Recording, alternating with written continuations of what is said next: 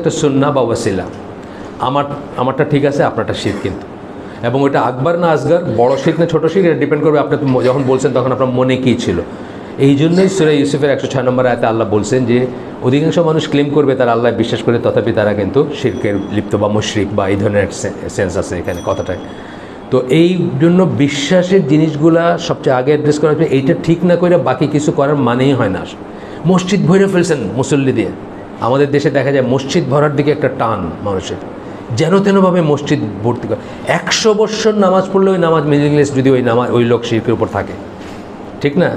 ওই লোক যদি মনে করে যে সব কুকুরের ভিতরে, মানুষের ভিতরে, সব কিছুর ভিতরে আল্লাহ আছে, 100 বৎসর নামাজ পড়লেও তার নামাজ মিনিংলেস, ঠিক না কথাটা? তাইলে তো এই জন্য আমরা ইসলাম বলি, ইমান বলি, শুরু করি কী দিয়ে? বিশ্বাস দিয়ে শুরু করি। ইসলাম শুরু করি 5টা স্তম্ভ, শুরুরটা কি? আশহাদু আল্লা ইলাহা ইল্লাল্লাহ ওয়া আশহাদু আন্না মুহাম্মাদান আবদুহু ওয়া রাসূলুহু। এটার ওয়ার্ল্ড ফুল অফ মিনিং, এটা অনেক কিছু আছে ভিতরে। আশহাদু আল্লা ইলাহা ইল্লাল্লাহ শুধু বললাম যে আমি সাক্ষী দিছি আল্লাহ আছেন, তো কে না সাক্ষী দেয়? এমনি জাস্ট এই কথাটুকু যদি আমি আক্ষরিক নেই, আবু জাহেলও আল্লাহকে আল্লাহ ডাকতো, রাসূল সাল্লাল্লাহু আলাইহি ওয়াসাল্লাম আল্লাহকে আল্লাহ ডাকতেন, সকল কাফেররাও কোনো না কোনো ফর্মে গড আল্লাহ কিছু একটা তো বলে। তাহলে বললেই হলো যে আমি সাক্ষী দিছি আল্লাহ, এটা বললে হবে না। কোন আল্লাহ এটা ডিফাইন করতে হবে না? আল্লাহ কে, আল্লাহ কি, আল্লাহ কোথায়, এগুলো জানতে হবে না? মিনিমামটুকু তো জানতে হবে। আবু জাহেলের আল্লাহর সাথে রাসূল সাল্লাল্লাহু আলাইহি ওয়াসাল্লাম আল্লাহর তফাৎটা কোথায় এটা জানতে হবে না? সেও কাঁদছে কাবার গিলাফ ধরে, বলছে আল্লাহ সত্যের জন্য জয় হয়। রাসূলও কাঁদছেন যে আল্লাহ তোমার দিনের নাম মিটে যাবে যদি, করছেন না দোয়াতে, যে দিনের নাম হয়ে যাবে যদি আজকে আমরা না করি, মানে টিকে না থাকতে পারি। ইসলাম টিকছে, সত্যের জয় হয়েছে, আবু জাহেলের মৃত্যু হয়েছে। কেন? তফাৎটা কোথায়? তার মানে আল্লাহ বিশেষ আমান্তু বিল্লাহি মালাইকাতি কুতুবি রুসুলি ওয়াল ইয়াউমিল আখিরি কাদা খাইরি শাররি খালি মুখে বললে হবে না। আমান্তু বিল্লাহি, কোন আল্লাহ বিশ্বাস করলেন এটা জানতে হবে না? সে আল্লাহ কে, সে আল্লাহ কোথায়, কোথা থেকে জানবো? আল্লাহ এবং রসুল যেটুকু বলছেন ওয়াহিদ থেকে জানবো। এইটার আকিদার এই যে বিষয়গুলো আমরা পড়বো, সমস্ত বিষয়গুলো জানার একটা মাত্র পথ হচ্ছে ওয়াহি। এটা কোনো বুজুর্গ, কারো মন গড়া কিছু, কারো ফিলোসফি, কারো চিন্তা ভাবনা থেকে হবে না। একদম মানে আকিদার বিষয়গুলো বিশেষ করে ওয়াহিদ থেকে। আর ওইটাতে যদি আমরা একত্রিত হইতে পারতাম, দেখতেন আমাদের সমস্ত বিভেদ চলে যেত। বিভেদগুলো কিন্তু আসে ওইখানে এক না হতে, ওইখানে আমাদের ইউনিটি হয় নাই দেখে কিন্তু আমাদের বিভেদগুলো আসে।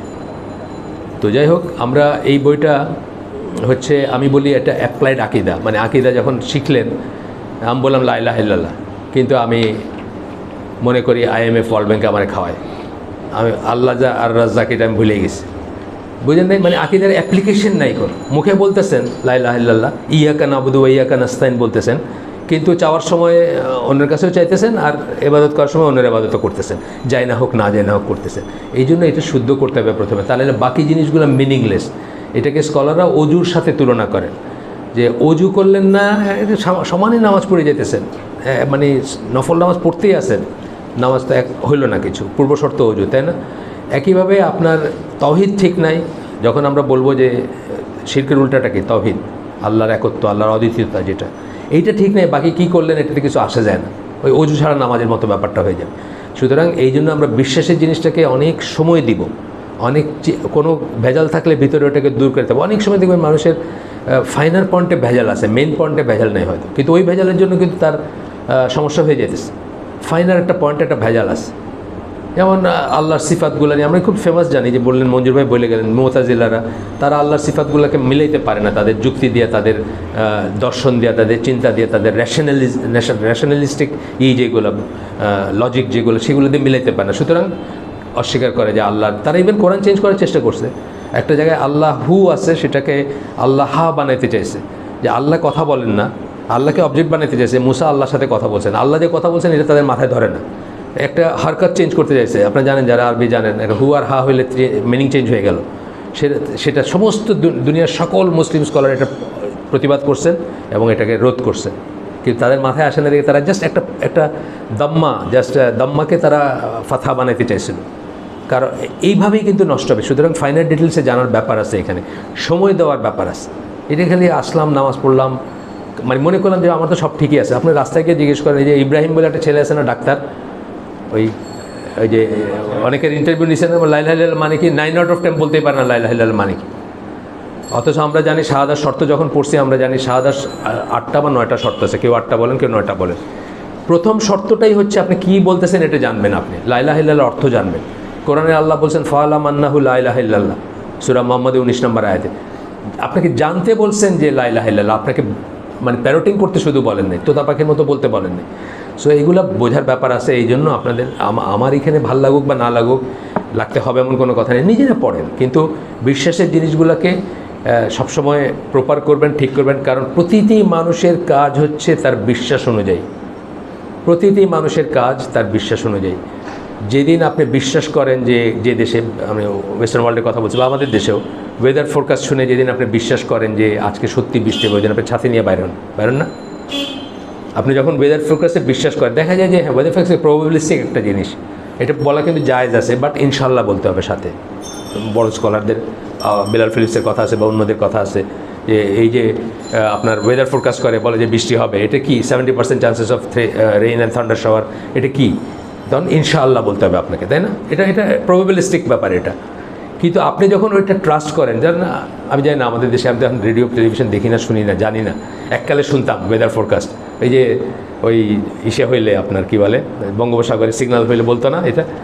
আপনি যদি বিশ্বাস করেন যে এটা ঠিক বলে, সবসময় ঠিক হয় বা প্রায় ঠিক হয় বা অ্যাকুরেট হয়, আপনি ছাতি নিয়ে বাইরে হবেন, তাই না? তারপরে আপনি বিশ্বাস করেন যে এটা হবে দেখে ছাতি নিয়ে বাইরেছেন। আমি বিশ্বাস করি না, আমি এমনি বাইরেছি, আমি ভিজে আসলাম, আপনি ছাতি দিয়ে মাথাটা ঢেকে আসলেন। প্রতিটি কাজ ছোটোর থেকে ছোট, বড়োর থেকে বড়, আমরা যে বিশ্বাস করি সেই অনুযায়ী আমরা কাজ করি। ওইটা ঠিক করলে বাকি সব ঠিক হবে, আর ওইটা ঠিক না করলে বাকি কিছুই ঠিক হবে না। আপনি মনে করবেন তুমি ফল, তুমি ফুল, তুমি তাতে গন্ধ, খানিক চোখের আধার হইলে সবই, খানিক চোখের আড়াল হইলে সবই আধার অন্ধ। না, আল্লাহ ফল, আল্লাহ ফুল, আল্লাহ সেটার গন্ধ। এটা কি? এটা শুদ্ধ কথা? এটার নাম কি? এই কথার নাম কি? এটা যারা বলে এটার নাম কি? সর্বেশ্বরবাদ। একেবারে পিওর কুফর, পিওর কুফর এবং পিওর শিরক। আপনি ইসলাম থেকে বাইরে হয়ে যাবেন। হয়তো অজ্ঞতার অজুহাত আল্লাহর কাছে খাটতে পারে যে আল্লাহ, আমি তো এইটারও মানে বুঝি না ভালো করে, যেটা কইতেছে এইটারও মানে বুঝি না। শুনতে খুব ভালো লাগছে, গান, গ্রাম বাংলার গান কত সুন্দর লাগে না, মানে আল্লাহর সাথে মিশে যেতেছে আমি, ফানা, মানে একের মিলেমিশে একাকার হয়ে যেতেছে, মনে হয় না যে একদম।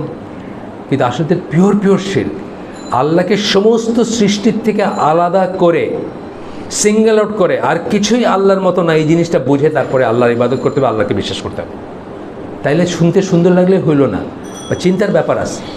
তো আমরা তো গা ভাষায় দিয়েছি, মানে সবচেয়ে ইম্পর্টেন্ট জিনিসটাই সবচেয়ে পরে আসে। মসজিদ ভর্তি করা, সাদাকা দেওয়া, মানুষ খাওয়ানো, ফকির খাওয়ানো, সব কিছু মিনিংলেস যদি ওই একটা জিনিস ঠিক না হয়, তাওহীদ যদি ঠিক না হয়। এই জন্য দেখবেন সৌদি আরব থেকে যেসব ইংলিশ বইগুলো বাইর হয়, ওগুলোতে যখন তারা সৎ কাজে আদেশ বলেন, তখন প্রথম আমরা আমাদের দেশে সৎ কাজে আদেশ, মন্দ কাজে নিষেধ বলি না আমরা, কথা খুব প্রচলিত কথা, সৎ কাজে আদেশ, মন্দ কাজে নিষেধ। জিজ্ঞেস করেন সৎ কাজে 1 নম্বর আদেশ কি, বলতে পারবে না।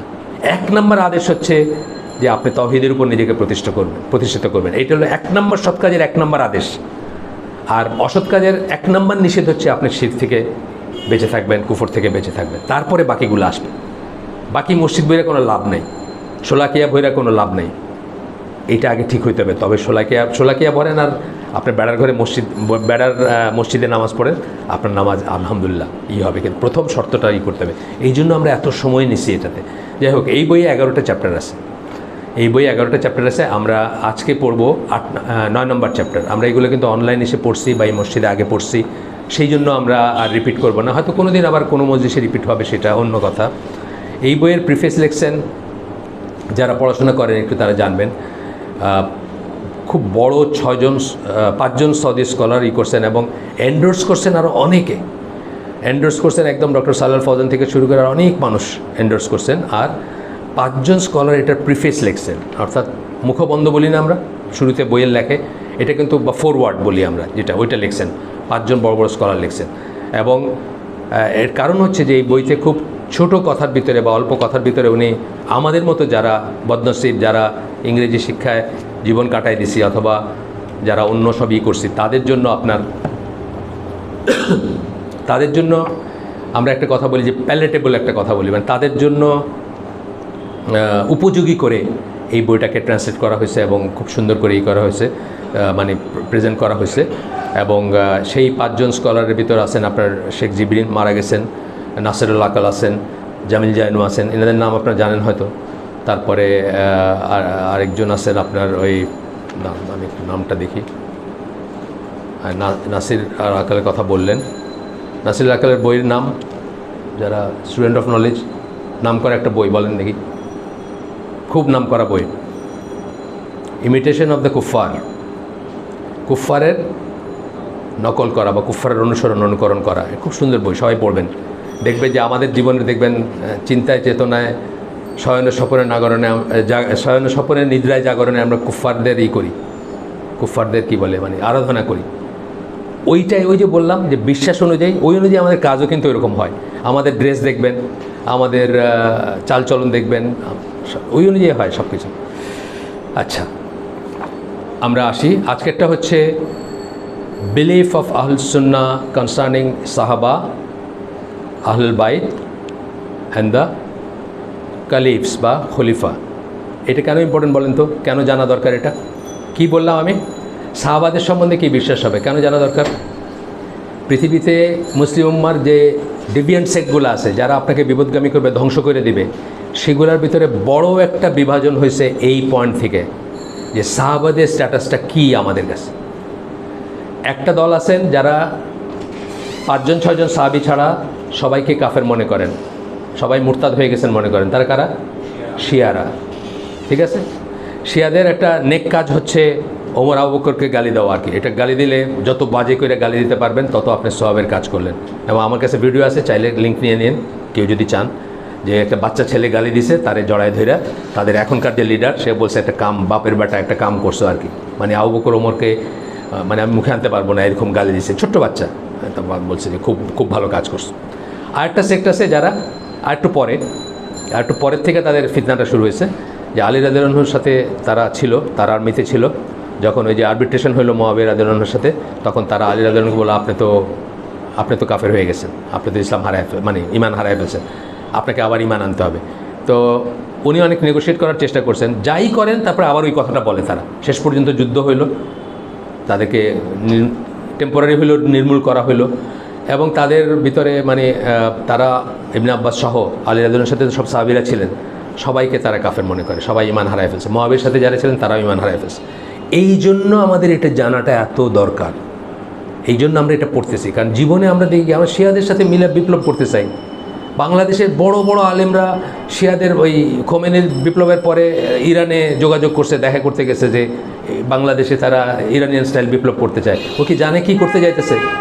যাদের আকীদা এটা, যারা মানে 5-6জন ছাড়া বাকি সবাই সাহাবীকে কাফের মনে করে, তাদের সাথে আমরা কিসে কাজ করব, কিসের ভিত্তিতে করব? আহলুল বাইত বলতে আমরা রাসূল সাল্লাল্লাহু আলাইহি ওয়াসাল্লামের সকল ওয়াইফদেরকে, তারা ঘরের মানুষ না। আল্লাহ সূরা আহজাবের আয়াতে তাদেরকে মানে আহলে বাইত বলেই করছেন।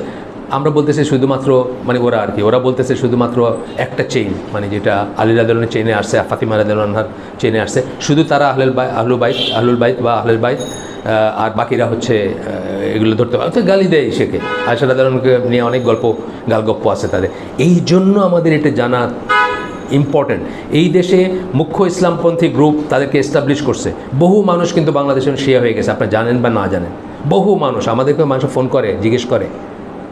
আল্লাহ তো কোরআনে বলছেন রাত পর্যন্ত রোজা রাখতে, তাহলে আমরা এই সূর্য ডুবতেই যে ইফতার করে ফেলে, এটাকেই আমরা রোজা ভেঙে ফেলতেছি না? এটা কাদের আকীদা, কাদের বিশ্বাস থেকে আসছে? শিয়াদের বিশ্বাস, শিয়াদের ইন্টারপ্রিটেশন অফ কোরআন। কারণ তারা সুন্নাহ মানে না। আমরা দেখি নবীর কত হাদিস দেখি না আমরা, যে মানে যে তাড়াতাড়ি ইফতার করাটা একটা মানে নেক কাজ, আর দেরি করে ইফতার করা মানে একটা ক্ষতিগ্রস্ত হওয়ার ব্যাপার। এমনকি মনে মনে কিছু খাওয়ার নাই, আপনার সূর্যাস্ত হয়ে গেছে, মনে মনে রোজা ভেঙে ফেলবেন, কিচ্ছু নাই আপনার কাছে, পানিও নাই, মনে মনে রোজা ভেঙে ফেলবেন। মনে মনে বলবেন যে আমি রোজা ভাঙলাম, ইফতার করলাম, শেষ, আমার রোজা শেষ। ডেজার্টে আছেন, কিচ্ছু নাই আপনার কাছে। সেইখানে এখন বাংলাদেশি মানুষরা প্রশ্ন করে, কিন্তু কোরআনে তো আছে রাত পর্যন্ত। তা আমি আমার গাড়িতে উঠলাম, ওইটা বললাম আমার মসজিদের দিকে পৌঁছায় দেবে, আমাকে ভিতরে পৌঁছায় দিবে না দরজায় নামাই দিয়ে যাবে? দরজায় নামাই দিয়ে যাবে। রাত পর্যন্ত মানে রাতের শুরু যেখানে সেই পর্যন্ত। এটাই রসুল বুঝছেন। কোরআন বুঝতে হবে রসুল কীভাবে বলছেন সেইখান থেকে। এই কোরআন সেটা কে বলছেন? আমাদের আল্লাহ রসুল বলছেন। আমরা কীভাবে জানি যে কোরআনের আয়াতগুলো কোরআনের আয়াত আর এইগুলো হাদিস কুদসি যে আলাদা? কীভাবে জানি? আল্লাহ রসুল বলছেন। তো কোরআন সেই সেন্সে কি মুতাওয়াতির হাদিস। তো আল্লাহ রসুলের কাছ থেকে আমরা শিখবো দিনের প্রতিদিন। সেই জন্য আমাদের যে কনফারেন্স হয়েছে, আমি জানি না আপনি জানছেন কিনা, গেছিলেন কিনা কেউ, আমাদের একটা বড় একটা কনফারেন্স হয়ে গেল। তো এই যে মানে কী বলে সুন্নাহ কমপ্লেক্সে আপনার সেমিনার হয়ে গেল। কিসের উপর হলো? সুন্নাহর অপরিহার্যতা। নো সুন্নাহ নো ইমান, নো সুন্নাহ নো ইসলাম। সোজা কথা, সুন্নাহ নাই ইসলাম নাই, সুন্নাহ নাই ইমান নাই, বা vice versa. Sunnah is equal to ইসলাম। সুন্না না জানেন যদি ওই সুন্না, সুন্না বলতে মেসওয়াক করা এটা বুঝাইতেছে না, সুন্না এজ এ কনসেপ্ট। সুন্না নাই মানে কোনো ইসলাম নাই। আচ্ছা আসেন আমরা এখানে যাই, বইয়ের অংশে যাই। One of the basic principles of আকিদা অফ দ্য রাইটিয়াস সালাফ, এগুলো আমি আগে আলোচনা করে ফেলছি। সালাফ কাদেরকে বলে এটা বলে ফেলছি আগে। সালাফ কারা? প্রথম 3 জেনারেশন, প্রাথমিকভাবে প্রথম 3 জেনারেশন, সাহাবি, তাবেই, তাবেইন, তারা হচ্ছেন সালাফ। বাই এক্সটেনশন তাদের মেথোডলজির উপর পরবর্তীতেও যারা ছিলেন তাদেরকেও আমরা সালাফ বলি। সালাফ কথাটা মানে হলো এনসেস্টর্স, মুরব্বী, পূর্বপুরুষ, আমাদের আদি পুরুষ যারা, তারা। এইখানেও দেখেন আহলুস সুন্নাহ জামার সাথে সমস্ত ইসের একটা তফাৎ আছে। আমরা মনে করি তারাই এই দিনকে সবচেয়ে ভালো বুঝছেন। দিন তাদের কাছে শিখতে হবে, রুটে চলে যেতে হবে। যে কোনো সময় বচসা হয়েছে আপনার সাথে আমার, আমরা ওইখানে গিয়ে চেক করবো তারা কী করছে। মিলাদ, আপনি বলছেন মিলাদ না পড়লে মানে এত ফজিলতে জিনিস, আমি বলছি না ভাই মিলাদ পড়বো না আমি, বচসা হয়ে গেল। কোথায় যাব? সালাফদের কাছে। সাহাবীরা পড়ছেন মিলাদ? না। তাবেইরা পড়ছেন মিলাদ? না। তাবেইরা পড়ছেন? না। শেষ। আর কোনো কনফিউশনেরই নেই। এইভাবে প্রত্যেকটা জিনিসকে যদি রুটে নিয়ে যান আপনার কনফিউশন চলে যাবে, যত মতবিরোধ আছে সব চলে যাবে। তারা কি বুঝছিলেন, তারা কি ভাবছিলেন। এই যে মানে বললাম যে একবার এই উনি আজকে বললেন বোধহয়, আমি আমার ঠিক শিওর না, মঞ্জুর ভাই বললেন কিনা, যে খারেজিরা কি মনে করে একবার জাহান্নামী হইলে সে চির জাহান্নামী। মুসলমান কবিরা গুনাহ করছে মানে সে কাফের এবং সে চির জাহান্নামী। আমরা কত ঘটনা জানি, কত হাদিস জানি, কত ঘটনা জানি না। মদ খাইছেন, বারবার মদ খাইছেন, বারবার নিয়ে আসছে, বারবার পানিশমেন্ট দিয়েছেন, আবার খাইছেন। সাহাবীরা মাইরে ফেলে দিয়েছেন তাকে। আল্লাহ রসুল বলছেন না, সে আল্লাহ এবং রসুলকে ভালোবাসে। সে মদ্যপ কিন্তু সে আল্লাহ রসুলকে ভালোবাসে। কিন্তু তার মানে তাকে ছেড়ে দেন নাই।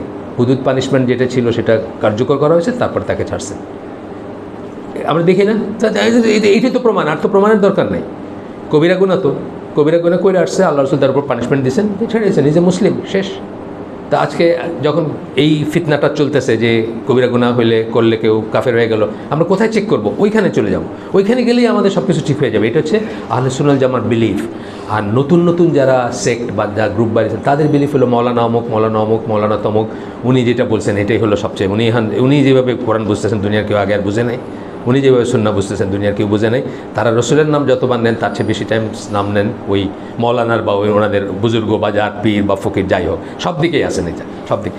তো এই সব বোঝার জন্য কিন্তু অ্যাট দ্য সেম টাইম আমরা কিন্তু আরেকটা জিনিস মনে রাখবো, যে হাদিসে আল্লাহ রসুল বলছেন আমার উম্মাহ 73 ভাগে বিভক্ত হবে, ওইখানে কিন্তু ওই সমস্ত ডেভিয়েন্ট লোক, মানে সাধারণ ডেভিয়েশন, মিলাদ পড়ে বা অন্য সব যেসব করে, একদম শিরক কুফরের মতো জিনিস না, বাহাই না, কাদিয়ানি না, সাধারণ ডেভিয়েশন যেগুলো আছে, ধরেন একটু বেদাত করে, একটু এটা করে, একটু মিলাদ পড়ে, তাদেরকে কিন্তু আমরা তথাপি মুসলিম মনে করব। তাদের ওই বেদাতি কাজটাতে আমরা তাদের সাথে যুক্ত হব না, কিন্তু তাদেরকে আমরা এক্সকমিউনিকেশন করব না, মানে একেবারে আমাদের থেকে সম্পর্ক ছেদ এটা করব না। তাদের জন্য দরজাটা খোলা থাকবে, তারা আমাদের ভাই। হ্যাঁ, যতটুকু তারা শুদ্ধর উপর আছে ততটুকুর জন্য আমরা ভালোবাসবো, যতটুকু তারা ভুল করে ততটুকুর জন্য তাদেরকে অপছন্দ করব, সমালোচনা করব, বাধা দিব বা বোঝাবো বা নসিহা করব, কিন্তু তারা কিন্তু স্টিল আমাদের ভাই। আনলেস বাহাই বা ওই কী নাম বলে কাদিয়ানিদের মতো একদম আউট অফ ইসলাম সবাইয়ের মতে যদি হয়ে যায় সেটা আলাদা একটা কথা, শিয়াদের মতো যদি হয়। কিন্তু এছাড়া যারা আমাদের প্রচলিত সমাজে ধরেন একজন রাফিউদ্দিন করলো না, আমার পাশে নামাজে দাঁড়িয়েছে, আমি তাদেরকে এরকম করে তাকাবো না। রাফিউদ্দিন সুন্নাহ পর্যায়ের আমল যদি না করে, সে দেখবে একদিন আমি জীবনে কোনোদিন কাউকে রাফিউদ্দিন করে নামাজ পড়তে বলি নাই, জীবনে কোনোদিন বলি নাই, কিন্তু আমার দেখা দেখে বহু মানুষ নিজেকে চেঞ্জ করছে। উত্তরায় আমি যখন ছিলাম, ওইখানকার ব্যবসায়ী ভাইরা অনেকেই আকীদা চেঞ্জ হয়েছে। আমি নাম বললাম না, আপনারা চিনে যাবেন, অনেকে চিনেন ওদের। তারপরে সিলেটে আমাদের যে মাদ্রাসার যিনি প্রতিষ্ঠাতা, উনি আমার দেখছেন আপনি এরকম করেন কেন, আপনি এরকম করেন কেন, প্রশ্ন। এই প্রশ্ন করতে করতে উনি ওনার পুরা ফ্যামিলি এখন একেবারে পিওর আহলে সুন্নাহ জামার উপর আছেন, মানে আমার চেয়ে অনেক পিওর তারা আর কি, ওই সেন্সে আলহামদুলিল্লাহ। তার ফুল ফ্যামিলি, তার মেয়েরা, তিনি, তার ওয়াইফ, তার ছেলে, তার মেয়ের জামাইরা সব ওই ঘরানার। তো এটা আমরা ইনশাল্লাহ একটু মনে রাখবো যে কেউ জাস্ট বুকে হাত বাঁধলো না বা রাফিউদ্দিন করলো না দেখে আমাদের বলছে যা তুমি আর আমার মসজিদে আইসো না বা বাইরে যাও, এটা ঠিক না, এইটা অ্যাপ্রোচটা ঠিক না, এইটাও ঠিক না, উল্টাটাও ঠিক না। আসেন, তো বলতেছেন যে কি হলো, is love for the companions of messenger of আল্লাহ সাল্লাল্লাহু আলাইহি সাল্লাম অ্যান্ড রেসপেক্ট টুয়ার্ডস দেম, তাদেরকে ভালোবাসা। যত সাহাবীরা আছেন ইন জেনারেল সাহাবী বলতে আমরা যাদের বুঝি, সাহাবীর ডেফিনিশনও আমরা জানবো এখানে, তাদেরকে ভালোবাসবো এবং তাদেরকে রেসপেক্ট করব। তারা কিন্তু ভুলের ঊর্ধ্বে আমরা একবারও বলি নাই। তারা হচ্ছেন নবী, শুধুমাত্র নবী সাল্লাল্লাহু আলাইহি সাল্লাম হচ্ছেন ভুলের ঊর্ধ্বে, বা আরও নবী পয়গম্বর যারা আগে ছিলেন তাদেরকে আল্লাহ, তারা মাসুম, তাদের ভুল আল্লাহ শুধরাই দিয়েছেন। কিন্তু আর বাকি তারা যে ভুলের ঊর্ধ্বে আমরা কিন্তু এটা বলবো না, কিন্তু তারা সমালোচনার ঊর্ধ্বে, দুইটা কিন্তু আলাদা জিনিস। ভুলের ঊর্ধ্বে একটা জিনিস, সমালোচনার ঊর্ধ্বে একটা জিনিস। সমালোচনার ঊর্ধ্বে কেন বলতেছি, আল্লাহ তো তাদের আল্লাহ ডিভাইন উইজডমে জানেন না কি হবে, জানেন তো তারা এই করবেন এই করবেন সব কিছু জানেন আল্লাহ, সেটা সত্ত্বেও কিন্তু আল্লাহ তাদেরকে বলছেন রাদিয়াল্লাহু আনহু, তাই না?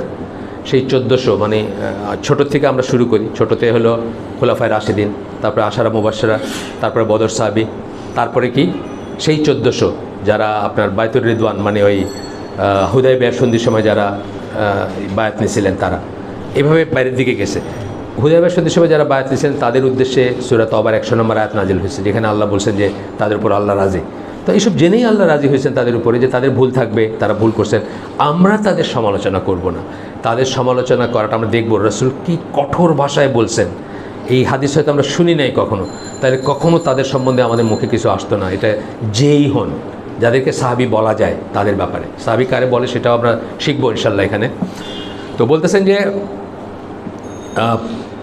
For they are the most perfect of people in faith and righteousness. Righteousness মানে আমিলুস সালেহ, যেটাকে আমরা বলি সালেহীন বলতে আমরা যা বোঝাই। তো তারা হচ্ছে সবচেয়ে পারফেক্ট ইমানে এবং রাইটিয়াসনেসে, সৎকর্মে সবচেয়ে পারফেক্ট। অবিডিয়েন্স অ্যান্ড জিহাদ, অবিডিয়েন্সে আনুগত্যে, রাসূলের আনুগত্য, আল্লাহর আনুগত্য এবং জিহাদে তাদের এই মার্কে কেউ পৌঁছাতে পারবে না। কিন্তু আল্লাহ রসুলই বলতেছেন best is my generation, then is next, then is next. ওই হাদিসটা বলতেছেন না যে বেস্ট হলো আমার জেনারেশন, তারপরটা, তারপরটা, তাদের মার্কে কেউ পৌঁছাতে পারবে না।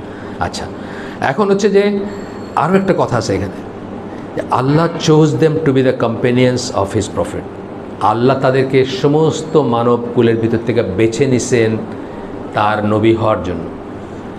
এক সময় অনেক বছর আগে আমার ছেলের সাথে দিন নিয়ে কথাবার্তা হইতেছিল, তখন আমি বলতেছিলাম যে ইস, রাসূল সাল্লাল্লাহু আলাইহি ওয়াসাল্লামের সময় যদি জন্মাইতাম অনেক বেশি কাজ করতে পারতাম। তো আমার ছেলে বলতেছে যে আব্বা আমরা পারতাম না দেখে আল্লাহ আমাদেরকে এখন জন্ম দিয়েছেন, তখন জন্ম দেন নাই। তারপরে একটা ঘটনা বলতেছিল, ঘটনাটা হচ্ছে কি, যে ওই যখন অবরোধ করলো তাদেরকে 2 বছর বা এরকম 2 বছর বেশি, কেউ এটা নিয়ে আছে কতদিন সেটা এক্স্যাক্টলি একটা খেলাফ আছে। তো তখন কী করলো, গাছের পাতা খাইতেছেন, ঘাস খাইতেছেন, এরকম কেউ কিছু আয়না দিলে খাইতেছেন, এরকমই তো ব্যাপারটা। তো এক সাহাবী অন্ধকারে পেশাব করতে বসছেন। তো পেশাবটা পড়লে বোঝা যায় না কোথায় পড়তেছে, পাথরে পড়লে এক ধরনের আওয়াজ, টিনের উপরে পড়লে এক ধরনের আওয়াজ। তো ওনার কাছে আওয়াজটা একটু অন্যরকম মনে হচ্ছে। তো উনি ইনভেস্টিগেট করে দেখলেন এটা হাফ ট্যান, মানে ট্যান পুরা ট্যান না, মানে শুকনা করা না, হাফ প্রসেস চামড়া বা প্রসেস না, এরকম একটা চামড়া, মানে চামড়াটা এখনও নরম টুকরা, চামড়ার টুকরা, পশুর চামড়ার টুকরা আর কি।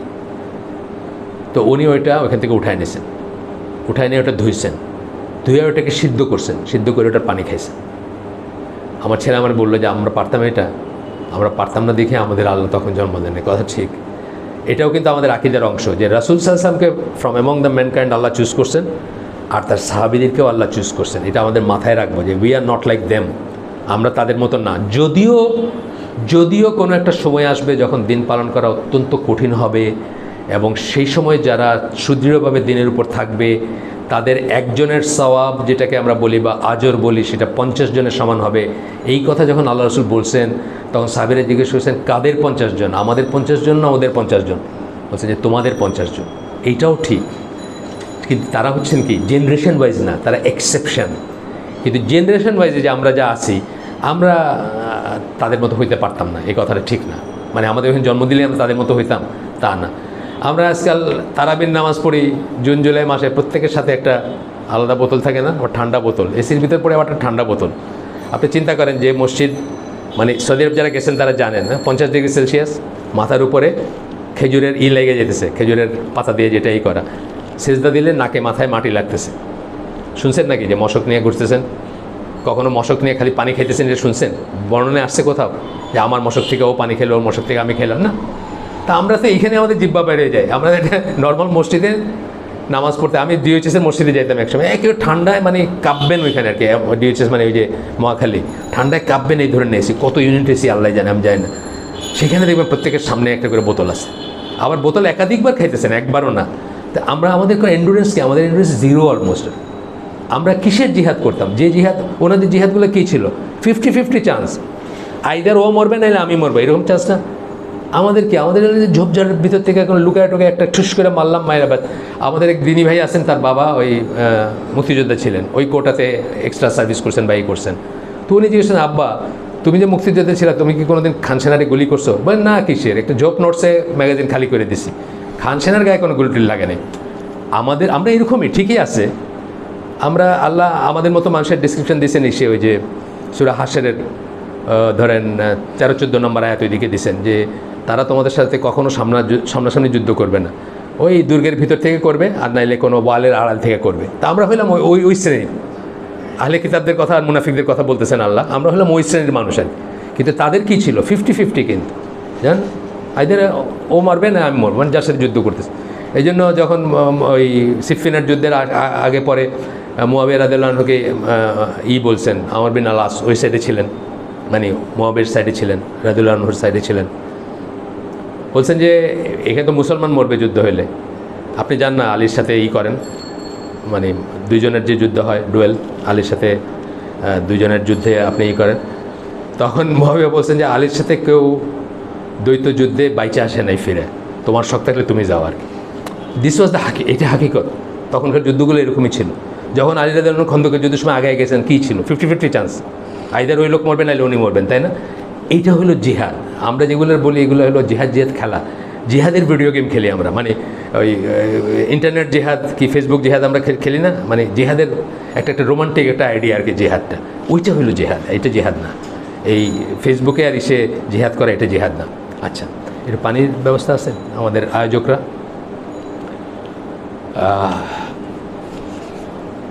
আচ্ছা, আগে থাকতো, ওরা অনেক দিন হয়েছে তো ওরা ভুলে গেছে। আমার যে ঠান্ডা পানি নিয়ে আসতো আগে, ঠান্ডা হলে ভালো হয়, না হলে চলবে। আচ্ছা, তো না হলে চলবে, নর্মাল হলে চলবে, নর্মাল। ঠান্ডা পড়ে গেছে আসলে, আবার সর্দি কাশি লাগবে, তারপরে করোনা না এটা নিয়ে বাসায় খাইতে দেয় না, ঠান্ডা পানি বন্ধ হয়ে গেছে বাসায়। Allah chose them to be companions of his prophet Galo, and they are distinguished by something which no one came after them has ever achieved. ঠিক আছে, একটু আমাকে সময় দেন, 1 মিনিট, জাস্ট অ্যাকসিপ্ট। বিসমিল্লাহ।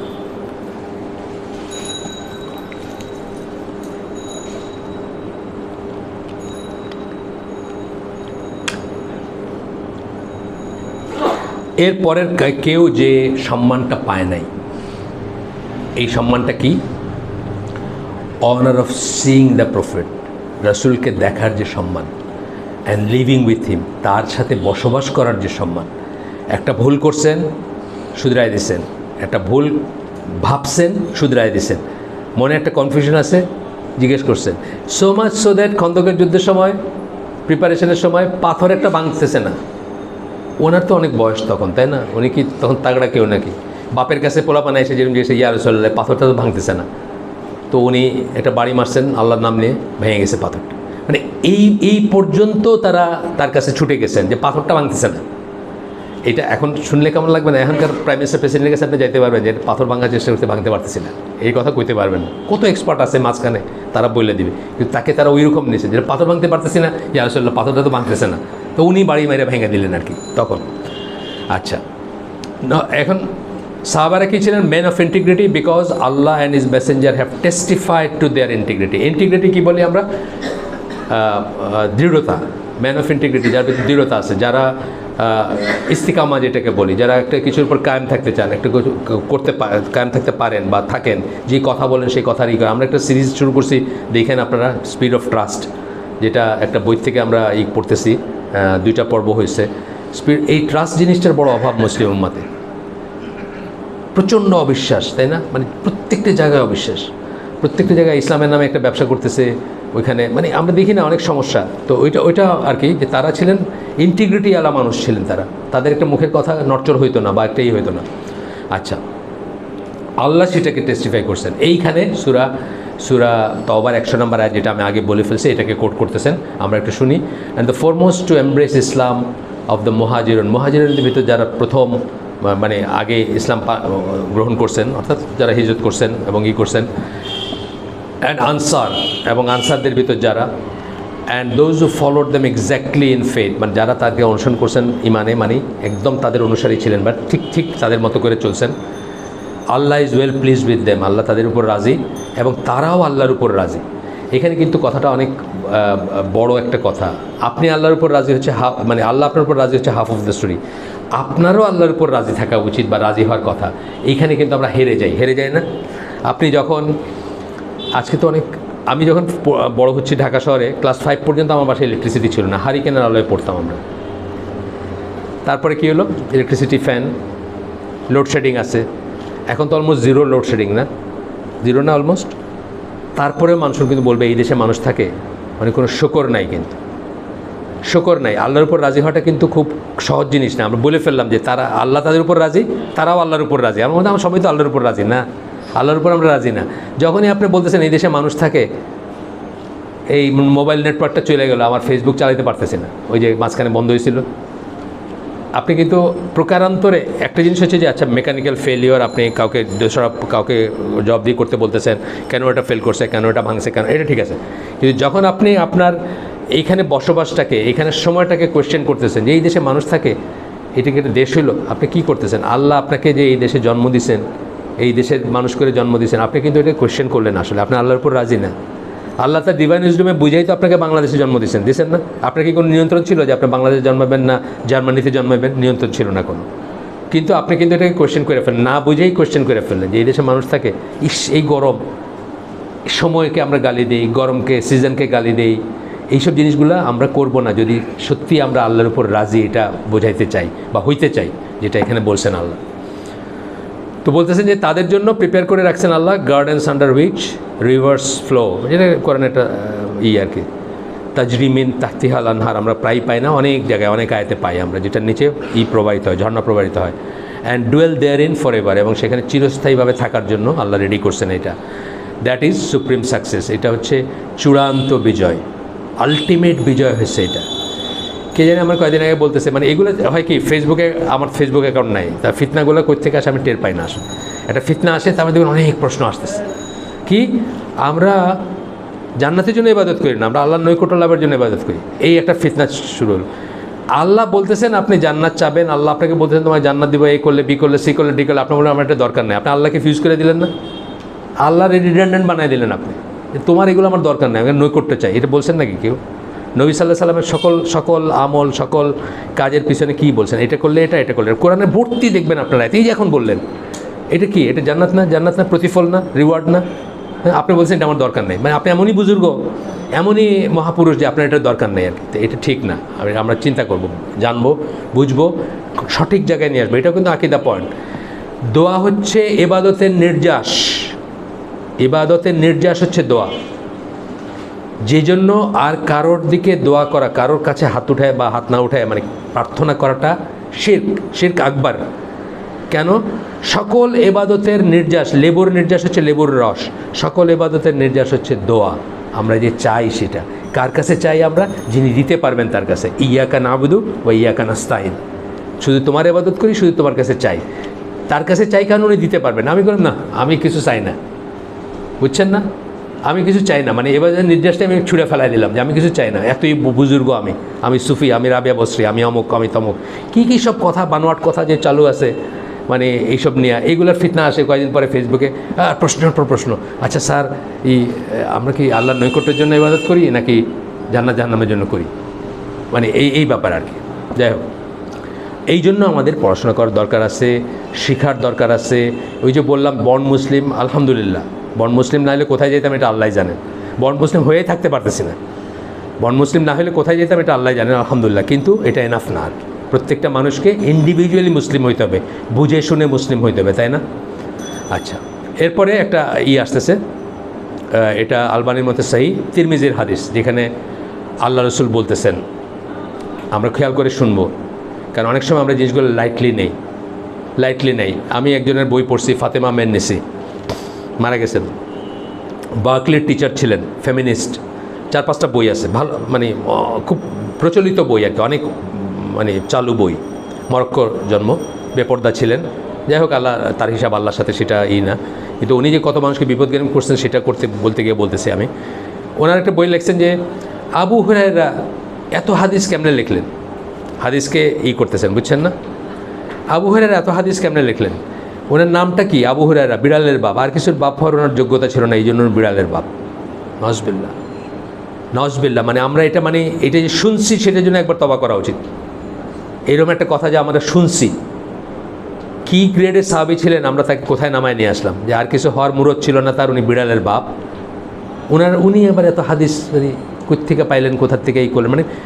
প্রথমত তার ইন্টিগ্রিটি নিয়ে প্রশ্ন তুলছেন, তার হাদিসগুলো নিয়ে প্রশ্ন তুলছেন, আর প্রকারান্তরে সুন্নাহ নিয়ে প্রশ্ন তুলছেন, তাই না? আপনি এইভাবে ডিকনস্ট্রাক্ট করতে চাইলে এইভাবেই করে, যারা সুন্নাহ অস্বীকার করে তারা কিন্তু এইভাবেই করে, এইভাবেই আগায় তারা। হ্যাঁ, নারী নেতৃত্বে যে হাদিসটা আবু বকরা, ওনার কথা বলছেন যে উনি তো ওমর রাদিয়াল্লাহু সময় ওনাকে দৌড়া মারা হয়েছে, ওনার কাছ থেকে হাদিসে দৌড়া মারা হয়েছে একটা কারণে, হাদিস নেমেছে আটটা কারণে, দুইটা একে না হইতে পারে, ঠিক না? আমরা কি দেখলাম? আল ওয়ালা ওয়াল বারা আমাদের কি বলে যে ভালো যেটুকু একজনের ভিতরে আছে সেটুকুর জন্য তার সাথে আমরা যুক্ত হব, খারাপটুকুর জন্য তাকে অ্যাভয়েড করব। সূরা মায়েদার 2 নম্বর আয়াতে আল্লাহ বলতেছেন সীমা লঙ্ঘনে আমরা একে অপরের সাহায্য করব না, একে অপরকে, আর সৎ কাজে সবসময় সাহায্য করব বা সহায়তা করব। ব্যাস হয়ে গেল। আবু বকর যদি কোনো একটা ভুল করে থাকেন তার জন্য তাকে দৌড়া মারা হয়েছে, কোনো হাসান বিন সাবিত তাকেও দৌড়া মারা হয়েছে। তো উনি তো রসুলের মিডিয়া ছিলেন না, তথ্যমন্ত্রী ছিলেন রসুলের, মাফ করে দেওয়া হয়। একবার যখন হুদুদ পানিশমেন্ট আপনার উপর এক্সিকিউট করা হলো, আপনার এটা নিয়ে আমি কথা বলবো না, শেষ, এটার হিসাব শেষ, এক্সপায়ার্টেড হয়ে গেছে এটা। তো এই সমস্ত জিনিস করে হলো এই সাহাবীদের ব্যাপারটা, পজিশনটা যারা জানে না তারা করে। সাহাবীদের পজিশনটা কি আমরা দেখব, কি ভয়ঙ্কর কথা বলছেন রসুল তাদের সম্বন্ধে। একটা হাদিস পড়ি আমরা, প্রথমটা এখানে বলতেছেন fear Allah with regard to my companions. আল্লাহকে, এখানে সব ইংলিশ কিন্তু ইংলিশের আপনারা মাফ করে দেন, যেহেতু বইটা ইংলিশ। হ্যাঁ, ইংলিশ হইলে যে বই ফেলাই দিতে হবে এমন কোনো কথা না। আপনারা জানেন যে 99% ইসলামী লিটারেচার কিন্তু অ্যারাবিক থেকে ইংলিশ বা বাংলায় আসে, কিন্তু সেই রকম জিনিস কাজ যদি হয় সেটা ইংলিশ থেকে আরবিতে ট্রান্সলেট করা হয়েছে। কেউ বলতে পারবেন কি? কার বই? অনেকবার বলছি আমি। মুস্তফা আল আজমি বলে একজন স্কলার ছিলেন, এই মারা গেছেন 3-4 বছর হয়, সৌদি আরবেই থাকতেন শেষ পর্যন্ত, ইন্ডিয়ান অরিজিনের। 1966 সালে উনি কেমব্রিজে পিএইচডি করছেন হাদিস লিটারেচারের উপরে। ওনার পিএইচডির থিসিস বা ওই সব লিটারেচারগুলো ইংলিশ থেকে অ্যারাবিকে ট্রান্সলেট করা হয়েছে, বিকজ এগুলো এত ভ্যালুয়েবল। যে কাজটা উনি করে গেছেন ওই কাজটা আর কেউ এর আগে করে নাই। হাদিসের নিয়ে একেবারে গোড়া কাটা দিয়েছেন যারা হাদিসের এগেনস্টে কথা বলে তাদের। যদি আপনাদের সময়ের সুযোগ থাকে পড়বেন ইনশাল্লাহ। যাই হোক, তো বলতেছেন যে আল্লাহকে ভয় করো আমার সাহাবীদের ব্যাপারে, do not make them target after I am গম। তাদেরকে টার্গেট বানায় না, যেটা করা হয়েছে। এই যে বললাম, শিয়ারা টার্গেট বানাইছে, খারেজিরা টার্গেট বানাইছে। আল্লাহ রসুল কিন্তু বলে যাচ্ছেন ডিভাইন উইজডমে তাকে। আমরা তো জানি হাদিসও ওয়াহি, জানি না? হাদিসও কিন্তু ওয়াহি। হাদিস হচ্ছে ওয়াহি গায়ের মাতলু, আর কোরআন হচ্ছে ওয়াহি মাতলু। কোরআন হচ্ছে তেলাওয়াত করা ওয়াহি, আর ওটা হচ্ছে তেলাওয়াত না করা ওয়াহি। হ্যাঁ, তো he who loves them does so from love of me. যে সাহাবীদের ভালোবাসে সে আমার ভালোবাসার থেকে তাদেরকে ভালোবাসে। চিন্তা করেন কীভাবে রিলেট করতেছেন, খুব কেয়ারফুলি শোনেন। আমার ভালোবাসার কারণে তাদেরকে ভালোবাসে। He who hates them does so from hatred of me. কত বড় কঠিন কথা। যে সাহাবীদেরকে ঘৃণা করে সে আমাকে ঘৃণা করে বলে সাহাবীদেরকে ঘৃণা করে। কিভাবে লিঙ্ক করে দিচ্ছেন আল্লাহর সাথে তার সাথে সাহাবীদের। তারপরে বলতেছেন হি হু অফেন্ডস দেম, যে তাদেরকে অপমান করে, ইনসাল্ট করে, অফেন্ড করে, আক্রমণ করে। হি who অফেন্ডস them has offended me. যে তাদেরকে আক্রমণ করছে, অপমান করছে, ইনসাল্ট, আমাকে আসলে আক্রমণ করছে, অপমান করছে, এই করছে বা যাই করছে একে। হি who offends me has offended আল্লাহ। যে আমাকে অফেন্ড করবেন, তারে অফেন্ড করবেন, আমাকে করলো, মানে আল্লাহ রসুল কিন্তু সূত্র জুড়ে দিলেন, সাহাবী টু রসুল টু আল্লাহ, দুই দিকেই জুড়লেন, লাভের দিকেও জুড়লেন, হেটের দিকেও জুড়লেন। He who offends me has offended আল্লাহ। আমাকে যেই করলো সে আল্লাহকে অফেন্ড করলো। অ্যান্ড হি হু অফেন্ডস আল্লাহ will soon be punished by him. যে আল্লাহকে অফেন্ড করবে তার উপর কঠোর শাস্তি নামিয়ে আসবে। সিম্পল সূত্র বলে দিলেন। তাহলে আমার অমুক মৌলানা, তমুক মৌলানা, অমুক সাহাবী কী করছেন, মুআবিয়া এটা করছেন, ওই আরেকজন এটা করছেন, এই কাজটা ঠিক করে না, আয়সা রাদিয়াল্লাহু আনহা এটা করছেন, তালহা জুবাইর এটা করছেন, আমরা একেবারেই মুক্ত থাকবো এগুলোর থেকে। তাদের ভুল ত্রুটির সমেত আল্লাহ তাদেরকে মাফ করছেন, আমরা সেরকম থাকবো এবং কোনো সমালোচনা করবো না তাদের। এটা আলবানির মতে সহি, এই হাদিসটা তিরমিজির হাদিস। আচ্ছা, এখন সাহাবী কাদেরকে বলবে, ইয়াঙ্গার জেনারেশন, সাহাবী কাদেরকে বলবো আমরা? রাসূলকে যারা দেখছেন, ঠিক আছে? হ্যাঁ, কি দেখছেন? আচ্ছা, যখন দেখছেন তখন ইমান থাকাটা কি শর্ত? তখন ইমান থাকাটা শর্ত। যখন দেখছেন তখন ইমান ছিল, এমন না যে দেখে গিয়ে বাড়ি গিয়ে তারপরে ইমান, এরকম আছে কিন্তু ঘটনা। দেখছেন শুনছেন তখন ইমান আনেন নাই, বাড়ি গিয়ে ইমান আনছেন, এর ভিতরে মরে গেছেন আর দেখেন নাই, উনি সাহাবী না। কিন্তু দেখার সময় ইমান ছিল, মানে ওই সময় ইমান আনছেন এবং ইমান অবস্থায় মারা গেছেন, দুইটা শর্ত কিন্তু, তবে সাহাবী। সেটা এখন একদিন হোক, 1 মিনিট হোক, 1 ঘন্টা হোক, 1 বছর হোক, সারা জীবন হোক, সেটা অন্য কথা। Everyone who saw the messenger of Allah and believed him and died in that state is one of the Sahaba, whether he was with him for a year, a month or a day or an hour. যেটা আমি বললাম সেই কথাটাই তারা বলছেন, যে 1 দিন হোক, 1 ঘন্টা হোক, 1 বছর হোক, বা মানে যাই হোক সেটার জন্য। আচ্ছা, সাহাবাদের ব্যাপারে যারা বায়াত দিছেন বিনিথ দ্য ট্রি, কোথায়? বায়তুর রিদওয়ান যেটা আমরা বলি, হুদাইবিয়ার সন্ধির সময় যে বায়াত দিছেন, no one among them will enter hell, তাদের কেউ জাহান্নামে হবেন না, জাহান্নামে যাবেন না। এই জন্য আমি বললাম যে আস্তে আস্তে বড় হয়ে কত 1400 থেকে ঠেকলো না, এরা গ্যারান্টিড যে এরা কেউ জাহান্নামে যাবেন না। আল্লাহ ইজ প্লিজ উইথ দেম, আল্লাহ তাদের উপর রাজি, তারাও আল্লাহর উপর রাজি। অ্যান্ড দেয়ার নাম্বার ওয়াজ মোর দেন 1400, 1400 বেশি ছিল, কিছু বেশি ছিল হয়তো বা একটু। আমরা জানি বদর সাহাবীদের নিয়ে 317, 313 নানা রকম ফিগার আসে, এইখানেও হয়তো একটু ভ্যারিয়েশন থাকতে পারে, কারণ হেড কাউন্টের ব্যাপারটা তো তখন ওইভাবে আর ছিল না। যেমন আমরা রাসূলের মৃত্যু দিবসটা কনফার্ম জানি, কিন্তু জন্মদিবসটা কনফার্ম জানি না। কেন? ওই সময় দিবস লিখে রাখার রেওয়াজ ছিল না। ইভেন আমাদের আব্বা আম্মাদের ব্যাপারেও দেখছি, আমাদের আব্বা আম্মার জন্ম তারিখে ওই বন্যা যখন হয়েছিল তখন আমি এতটুক, বা ওই ভূমিকম্প হয়েছিল এতটুক, সিলেটে একটা বড় ভূমিকম্প হয়েছিল, এইসব দিয়ে মনে রাখতেন। সুতরাং এখানে তো একদম পিন পয়েন্ট বা ওই পয়েন্ট বলার মতো একটা উপায় নাই। তখন বলতেছেন যে এই হাদিসটা হচ্ছে বুখারীর হাদিস, no one who gave his বায়া beneath the tree will enter hell, বুখারীর হাদিস। কিন্তু তাইলে আমি যখন বললাম যে আলী রাদিয়াল্লাহু সাথে যারা কাফের, যারা আছেন আলী রাদিয়াল্লাহু সাথে যারা আছেন তারা কাফের, যে খারেজি বলল, কি বলল তারা? আল্লাহ রাসূলের কথাকে মিথ্যা বললো না? আসলে তো মিথ্যা বললো, এবং বুখারীর হাদিসকে মিথ্যা বললো, আসলে তো তাই। আপনি এটা চিন্তা করি না আমরা যে সে আসলে কী বলতেছে। সে বলতেছে রসুল মিথ্যুক, বোঝা বলুক আর না বলুক, প্রকারান্ত তো তাই বললো যে রসুল মিথ্যুক, কারণ রসুল বলছেন এরা কেউ যাবে না, এরা তো সবাই, আমি তো বলতেছি আলী সহ তার সাথে যারা সবাই কাফের। সুতরাং চিন্তার ব্যাপার আছে। এদেরই আমরা কিন্তু নামে বেনামে চিনি না, এদেরই অনুসারী হই, এদেরই ফেসবুক জিহাদ দেখে আমরা এখানে ঝাঁপ দিতে যাই, তাই না? এ তো একটা সিলসিলা আসতেছে। এটার উপর আমার একটা পেপার আছে আপনার ইউটিউবে, 4টা হালাকার একটা আছে, খারেজিদের বৈশিষ্ট্য। আপনারা যদি সময় হয় দেখতে পারেন, বা ওই লিঙ্কটিং। আপনি কি আইটি দেখেন এখানকার এসব দেখেন না? ও, এখানকার দেখেন কি? আচ্ছা, যদি দরকার হয় আপনার যে বোর্ড আছে নাকি, আপনার বোর্ড আছে কোথাও, ওই লিঙ্কটা লাগাইতে বলেন আর কি, যে খারেজিদের সম্বন্ধে যদি কারো জানার ইচ্ছা থাকে, ওই 4টা আছে, ভিডিও আছে বা আছে, লিঙ্কটা লাগাই দিলে আপনারা দেখতে পারেন। আমি একটা বড় পেপার, মানে অন্যদের পেপার, বড় আলেমদের পেপার আমি পড়ে শোনাইছি। সময় আর 10 মিনিট আছে আমার, মানে 1 ঘন্টা হইতে আর কি। ইনশাআল্লাহ আমরা 10 মিনিট পরে শেষ করে দেবো। আপনার বড় একটা দিন, আমি তো মনে করছিলাম কেউই থাকবে না এখানে, বিকজ আমারই যদি আপনি বলতেন যে 2টা হালাকা পর শুনতে হবে, আমি বলতাম মাফ চাই ভাই, আমি তো বাড়ি বসে থাকি। আলহামদুলিল্লাহ। তার কারণ হচ্ছে সব কথা জানা থাকলেও কিন্তু এটা বসার আলাদাই আছে না? ফেরেশতারা কী করেন? ডানা দিয়ে ঢেকে রাখেন এবং দোয়া করেন তাদের জন্য।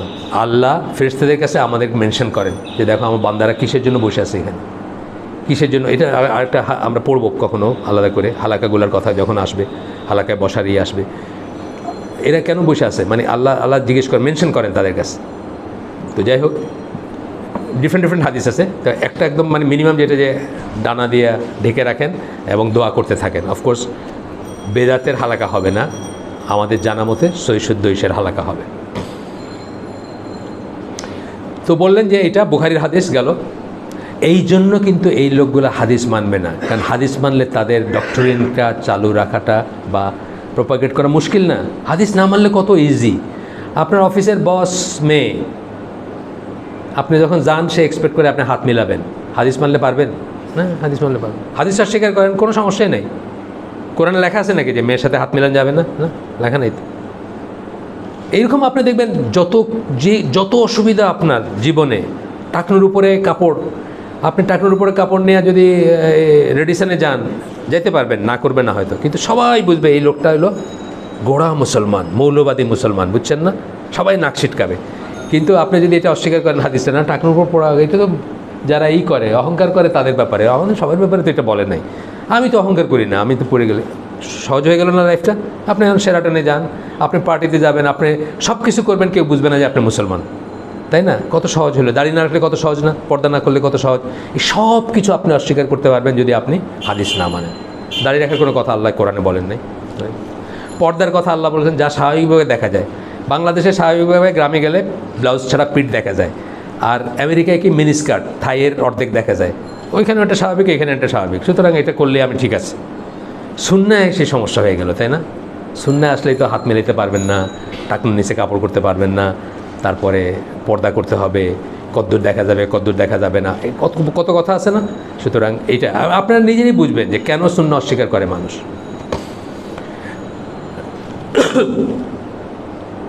মাফ করবেন। আরেকটাই পড়বো আমরা। রাসূল সাল্লাল্লাহু আলাইহি ওয়াসাল্লাম বলেন, এটা আরেকটা একই রকমের কথা কিন্তু এটা আলাদা আলাদা হাদিস আর কি। Do not curse my companion, do not curse my companions, দুইবার বলছেন। আমার সাহাবীদেরকে অভিসম্পাত করো না, আমার সাহাবীদেরকে লানত দিও না বা অভিসম্পাত, যেটা করে শিয়ারা, যেটা বললাম। For by the one in whose hand is my soul, এটা রাসূলের একটা বাচনভঙ্গি ছিল, যার হাতে আমার প্রাণ তার শপথ। আপনারা শুনছেন, অনেক হাদিস শুনছেন।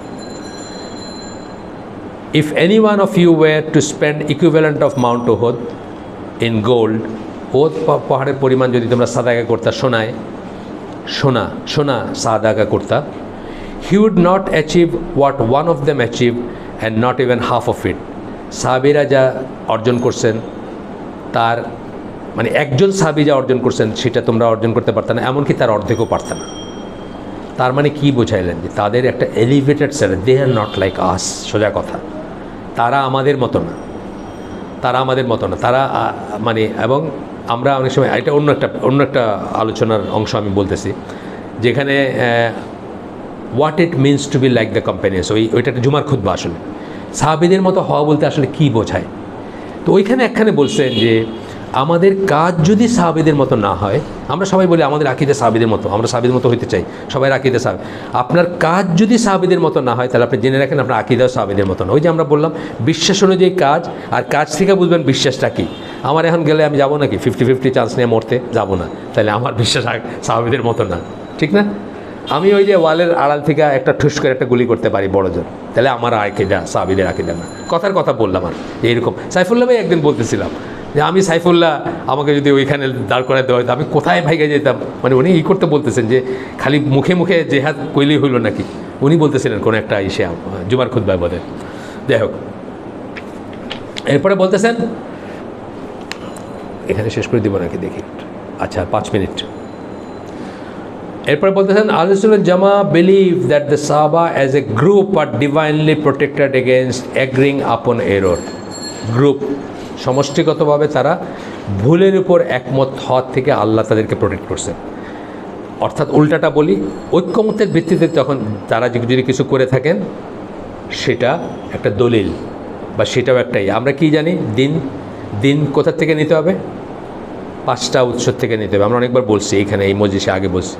1 নম্বর হচ্ছে আল্লাহ বলছেন, আল্লাহ অর্ডার করছেন কিছু করতে, মানে ইবাদতের কাজ করবেন, কোথা থেকে করবেন, কতটুকু করবেন। ইবাদতের কাজের মানে এটা একটা ফর্মুলা। ইবাদতের ব্যাপারে শুধুমাত্র কথাটাকে করেন, ব্যাংক করেন, শুধুমাত্র সেটা করা যাবে যেটা দলিল আছে, তার বাইরে কিছু করা যাবে না। আমি বললাম এই পিঠ চুলকাইলে সওয়াব হবে, আপনি বললেন দলিল কোথায় আছে? দলিল নাই, পিঠ চুলকাইলে সওয়াব হবে না, শেষ। মিলাদ পড়লে সওয়াব হবে, আপনি বললেন আমার দলিল দেখান, দলিল নেই, শেষ। সেই দলিলটা আবার কোত্থেকে নেবেন? 5টা জায়গার একটা জায়গার থেকে। হয় আল্লাহ বলছেন, আদেশ করছেন, রসুল আদেশ করছেন। আল্লাহ আদেশ করেন না, রসুল আদেশ করেন না, কিন্তু রসুল নিজে করছেন কাজটা। 4 নম্বর হচ্ছে নিজে করেন নাই, কিন্তু তার সামনে করা হয়েছে, উনি চুপ করেছিলেন, নীরবে অনুমোদন দিয়েছেন, এটাও কিন্তু দলিল। আর 5 নম্বর কি, সাহাবীরা ঐক্যমত্যের ভিত্তিতে করছেন। এরকম জিনিস আছে না, তারাবির নামাজ পড়ছেন, রেগুলার পড়ছেন ঐক্যমত্যের ভিত্তিতে, কোরআন কম্পাইল করছেন ঐক্যমত্যের ভিত্তিতে, আল্লাহ রসুল তো কোরআন কম্পাইল করে যান নাই, সেটা করছেন, অ্যান্ড সো অন। সো বলতেছেন যে সাহাবীরা ডিভাইনলি প্রোটেক্টেড, আল্লাহর তরফ থেকে আল্লাহ প্রোটেক্ট করছেন তাদেরকে। অ্যাগ্রিং আপন এরর মানে একমত হয়েছেন যেটার উপরে, সেটা ভুল হবে না। উল্টাভাবে বলতে চাই, আমরা বলতে পারি যে একমত যদি হয়ে থাকেন তাহলে ওটা ঠিক আছে। এই জন্য সাহাবীদের ইজমাটা কিন্তু একটা সাহাবী অথবা বাই এক্সটেনশন আহলুস সুন্নাহ জামার সকল আলেম, যদি মুজতাহিদ আলেম যারা, তারা যদি এখনও কিছুর উপর অ্যাগ্রি করেন তাহলে ইজমাটা কিন্তু একটা দলিল। অনেকে মানেন না, কিন্তু আহলুস সুন্নাহ জামার স্কলাররা 3টা দলিলের উৎস 3টা, কোরআন এবং সুন্নাহ, এটার সাথে তার কিছু তুলনা নাই বা কোনো রকম কম্প্যারিজন নাই। কিন্তু তারপরে নেক্সট যদি এমন একটা ব্যাপার, যেমন কোরআন কম্পাইল করার কথা বললাম, এটা তো ছিল না তখন, এই যে করছেন, এটা কি তাহলে বিদআত না? এটাও একটা দলিল। কেন? সাহাবীদের ঐক্যমত্যের ভিত্তিতে করছেন। তারপরে তারাবি যে প্রচলনটা শুরু হলো, এটা কি বিদআত না? সাহাবীদের ঐক্যমত্যের ভিত্তিতে করছেন। এটা আমরা খোঁজ করলে দেখবো যে এই সমস্ত আমলগুলো বা এই সমস্ত ইবাদতগুলোর রুট কিন্তু ওইখানে। লিখে রাখতে বলছেন না রাসূল, লিখে রাখতে বলছেন, সংরক্ষণ করতে বলছেন, হাফিজ হইতে এনকারেজ করছেন, অ্যান্ড সো অন। কিন্তু জীবদ্দশাই করেননি কেন? তখনও ওয়াহি কমপ্লিট হয় নাই, শেষ দিন পর্যন্ত ওয়াহির পসিবিলিটি ছিল।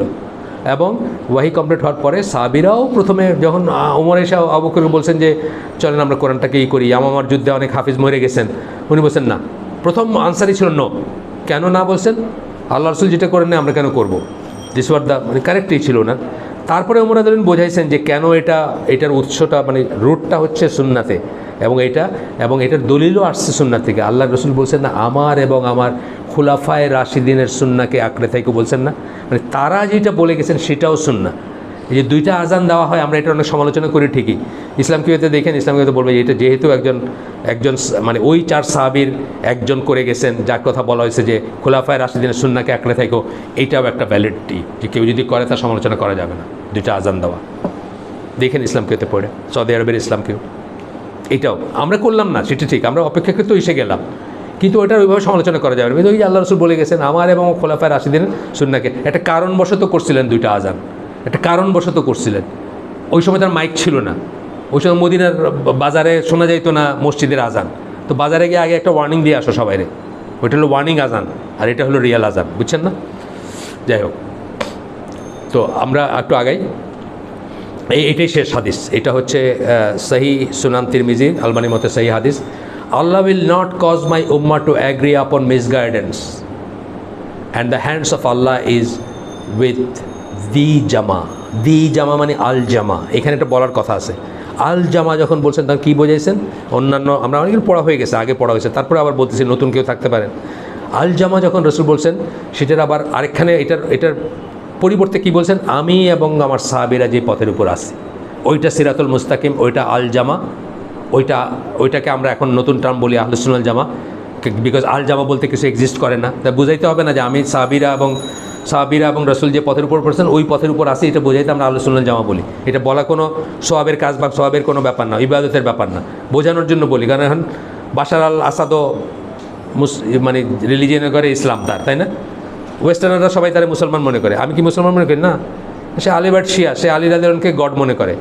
আলিবাট শিয়ারা কি? আলী রাদিয়াল্লাহু আনহুকে গড ইনকার্নেট মনে করে। ভগবান কৃষ্ণ যেরকম হিন্দুদের গড ইনকার্নেট, আলিবাট শিয়াদের গড ইনকার্নেট হচ্ছেন আলী রাদিয়াল্লাহু আনহু। তাই কি আমরা মুসলিম বলবো? না, তাই আমি মুসলিম মনে করি না। সুতরাং আমার বলার দরকার আছে আমি আহলুস সুন্নাহ জামা, আমি বাশার আল আসাদপন্থী না, এইটার জন্য আমরা বলি। না হলে যদি আল জামাত থাকতো, আল্লাহ রসুল বেঁচে আছেন, অথবা ওমর রাদিয়াল্লাহু আনহু বেঁচে আছেন, অথবা মানে যাদের কথা যারা খোলাফায়ে রাশিদিন তারা বেঁচে আছেন, আল জামাত আছে, একটাই জামাত থাকবে মুসলমানের। যেই জন্য আবদুল্লাহ ইবনে ওমর যতদিন ফয়সালা হয় না আলী রাদিয়াল্লাহু আনহু এবং মুআবিয়ার, উনি কারো বায়াত নেন নাই। যখন হাসান রাদিয়াল্লাহু আনহু তার খেলাফতের দাবিকে সারেন্ডার করে বায়াত নিলেন বা আনুগত্য প্রকাশ করলেন মুআবিয়ার তখন উনি গিয়ে মুআবিয়ার বায়াত নিয়েছেন। আবদুল্লাহ ইবনে ওমর, মুসলিম উম্মার একটা জামাত থাকবে, একটা আমির থাকবে, একজন থাকবে, 2জন হলে এখানে সমস্যা আছে। এটা ওনার বুঝ ছিল আর কি, এবং সঠিক বুঝ ছিল। তো যাই হোক, বলতেছেন যে আমার উম্মা দালালা, যেটাকে বলি দলালা বলি না, পথভ্রষ্টতার উপর একমত হবে না, এবং হ্যান্ড অফ আল্লাহর হাত আছে জামাতের হাতের উপর, অর্থাৎ আল জামাত যেটা বললাম। আমাদের আয়োজন এখানে শেষ আজকের জন্য। সুবহানাকা আল্লাহুম্মা বিহামদিকা আশহাদু আল্লা ইলাহা ইল্লা আনতা আস্তাগফিরুকা ওয়া আতুবু ইলাইক। আমরা যে শুনলাম তার ভিতরে ভালো কিছু শুনে থাকলে সমস্ত প্রশংসা আল্লাহর, আলহামদুলিল্লাহ। খারাপ কিছু শুনে থাকলে সেটা আমার ব্যর্থতা, ব্যক্তিগত ব্যর্থতা। আল্লাহ আমাদেরকে মাফ করুন খারাপ কিছু শুনে থাকলে, যে সময়টা নষ্ট হয়েছে সেটার জন্য। তবে আমি রিকোয়েস্ট করব যে আপনারা কিছু নিয়ে যাবেন, চিন্তা করবেন। মানুষ কিন্তু চিন্তাশীল জীব, এই জন্য আল্লাহ কোরআনে আফাল্লা তাকিলুন বলছেন। তারা কি আকল খরচ করে না? চিন্তা করবেন কী শুনলেন। অশুদ্ধ হইলে চ্যালেঞ্জ করবেন, শুদ্ধ হইলে সেটা জীবনে ধারণ করার চেষ্টা করবেন। হ্যাঁ, ইনশাআল্লাহ। আসসালামু আলাইকুম ওয়া রাহমাতুল্লাহি ওয়া বারাকাতুহু। আমাদের কোনো প্রশ্ন আছে? না, বাস, মাশাআল্লাহ।